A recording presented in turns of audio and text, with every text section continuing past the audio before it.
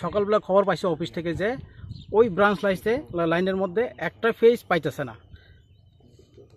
Phase না পাওয়াতে কি করছে তারা, স্টাফ আইসে এখানে আয়া, এখানে যেহেতু ব্রাঞ্চ লাইনে জিও সিস্টেম আছে, কাটার সিস্টেম আছে, ওই জিও কাইটটা তালা দিয়া তারা লাইনে বাইর হয়েছে চেক করতো, যেখানে জাম্পারিং আউট হয়েছে এটা খুঁজে বার করতো। তারা বাইর হয়েছে, অ্যাকর্ডিংলি তারা উঠটা দেখছে এখানে একটা এইসব বিপদ হয় দেখে তারা ভাবছে এখানে পার্মানেন্টলি জাম্পার কাইটটা আউট করে তারা এদিকে স্বাধীনভাবে কাজ করানোর লেগে তারা এখানে জাম্পারিং কাটতে উঠছিল।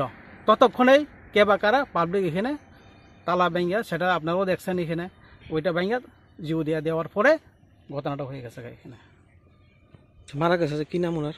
ওর নাম হইল মিথুন দাস, ও বাসাইবাড়ি সেকশনের হেল্পার।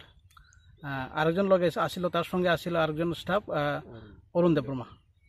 তারা দুইজন প্লাস একজন এজেন্সির লোক একজন আছে।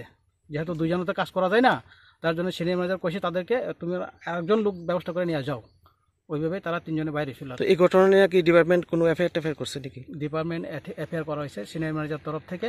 এখন বাকি যেহেতু এক্সপায়ার হয়েছে, বাকি ইয়েগুলো আমরা দেখতেছি, বিষয়বস্তুগুলো আমরা দেখতেছি, কীভাবে তাড়াতাড়ি তার ফেসিলিটিগুলো দেওয়া যায় সেই বিষয় নিয়ে আমরা আমাদের এজিএম প্লাস জিএম এর সাথেও কথা হয়েছে, প্লাস এজিএম এমডির সাথেও কথা হয়েছে।